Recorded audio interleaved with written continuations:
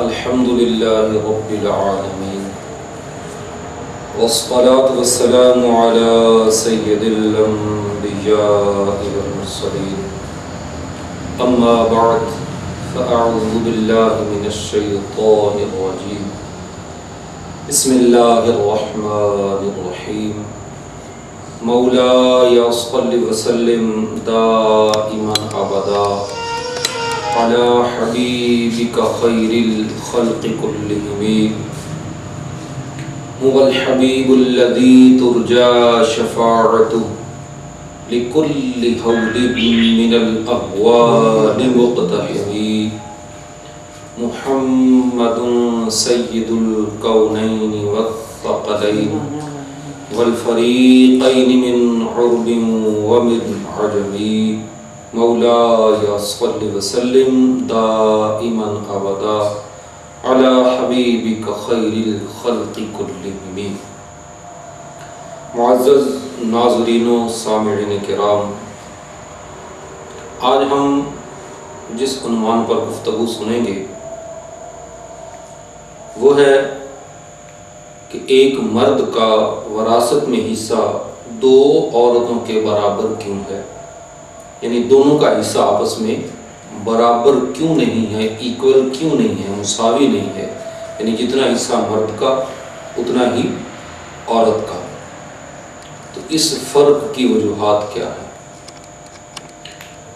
اس ضمن میں سب سے پہلی بات جس پر ہمیں توجہ رکھنی ہے کہ اللہ کے احکامات وہ ہماری سمجھ میں آئیں یا نہ آئیں،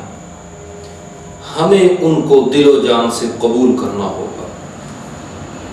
اس کے اندر حکمتیں کیا ہیں، اس کی وجوہات کیا ہیں، وہ اگرچہ ہمارے علم میں نہ ہوں، ہماری سمجھ میں نہ آئیں، چونکہ وہ ہمارے رب کا حکم ہے، لہذا ایک ایمان والے کے اندر یہ بات ہونی چاہیے کہ وہ اسے اپنے رب کا حکم سمجھتے ہوئے قبول کرے۔ تو ان احکامات الہیہ کے اندر بے شمار حکمتیں ہوتی ہیں۔ بعض حکمتیں وہ ہیں کہ جو اہل علم نے اپنی اپنی بصیرت، اپنی اپنی فقاہت کے مطابق بیان فرمائیں۔ جیسا جس کے پاس علم اللہ نے عطا کیا، جیسے جس کو ذہانت عطا کی، اس کو فقاہت ملی، اسی کے مطابق اس کی سمجھ میں اس کی حکمتیں آتی رہتی ہیں، بعض کم بعض زیادہ۔ تو اس سلسلے میں کہ یہ مرد کا حصہ دو عورتوں کے برابر کیوں ہے، مرد اور عورت کا وراثت میں حصہ ایکول نہیں ہے، مساوی نہیں ہے، جتنا مرد کو ملنا چاہیے اتنا ہی عورت کو بھی ملنا چاہیے، ایسا کیوں نہیں ہے؟ تو اس کی اور بھی کئی وجوہات ہو سکتی ہیں۔ ان میں سے ایک وجہ اس کی یہ بھی ہے کہ اسلام نے جو ایک خاندانی نظام ہمیں دیا ہے، اس کے اندر مرد کی ذمہ داریاں عورت سے کہیں زیادہ ہیں۔ مثلا جب مرد اور عورت کا نکاح ہوتا ہے، وہ رشتہ ازدواج میں منسلک ہو جاتے ہیں، اس مقدس اور پاکیزہ رشتے میں بندھ جاتے ہیں، تو اب مرد کی کچھ ایسی ذمہ داریاں ہیں کہ جو عورت کے ذمہ نہیں ہیں۔ مثلا نکاح کے بعد، شادی کے بعد مرد کی ذمہ داری میں یہ بات شامل ہے کہ وہ عورت کے رہنے کے لیے اس کو مکان مہیا کرے۔ یہ عورت کی ذمہ داری نہیں ہے کہ وہ شادی کے بعد مرد کو مکان ڈھونڈ کر دے۔ اسی طرح شادی کے بعد عورت کی ذمہ داری یہ نہیں ہے کہ وہ گھر کا نان، نفقہ، کھانا پینا، یہ بنیادی ضرورتیں، اپنے بال بچوں کے کپڑے، یہ سب ضرورتیں پوری کرنا، یہ عورت کے ذمے نہیں ہے، یہ مرد کی ذمہ داری میں شامل ہے۔ پھر اسی طرح عورت کو اس کی ضرورت کے مطابق، اس کے موسم کے اعتبار سے اس کی ضرورت کے کپڑے اسے دینا، بچوں کی ضروریات کو پورا کرنا، اس کے تعلیمی معاملات و اخراجات، اس کی تعلیم و تربیت، گھر کی مختلف ضرورتیں، کھانے پینے کی، خورد و نوش کی، تو یہ ساری ضرورتیں عورت کے ذمے نہیں ہیں کہ وہ پورا کرے،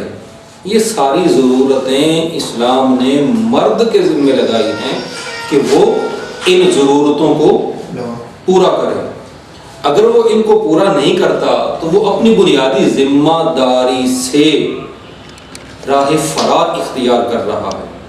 لہذا جب اتنی ساری ذمہ داریاں مرد کے اوپر لازم قرار دی گئی ہیں، دیکھ بھال کرنا گھر کی، روزگار کے سلسلے میں گھر سے باہر جانا، ہاں عورت اگر کسی جائز روزگار کو اختیار کرتی ہے تو وہ اس کی اپنی مرضی ہے، مگر شوہر اس سے یہ مطالبہ نہیں کر سکتا اسلامی قوانین کے اعتبار سے، شریعت اسلام کی روح سے،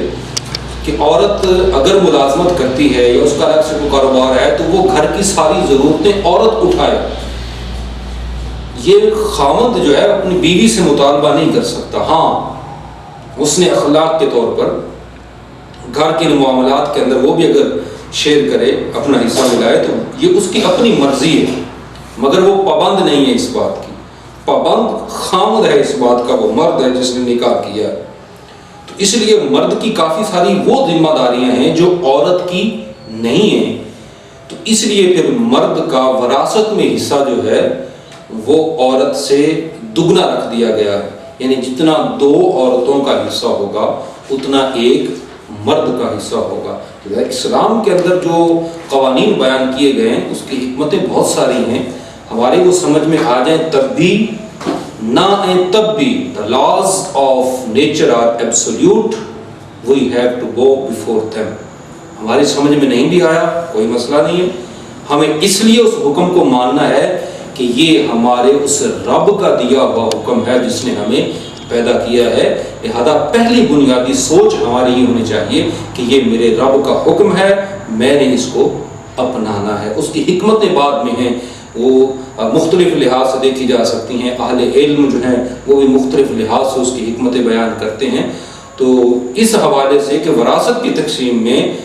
مرد کا حصہ 2 عورتوں کے برابر کیوں ہے، تو اس کی ایک وجہ میں نے آپ کو وضاحت کر دی ہے کہ مرد کی خاندان کے اعتبار میں، خاندانی زندگی کے اندر کچھ ایسی ذمہ داریاں ہیں کہ جو عورت کی نہیں ہے، لہذا مرد کو وہ اضافی طور پر اپنے خاندان کے لیے ان کو پورا کرنا ہوتا ہے، اس لیے پھر مرد کا حصہ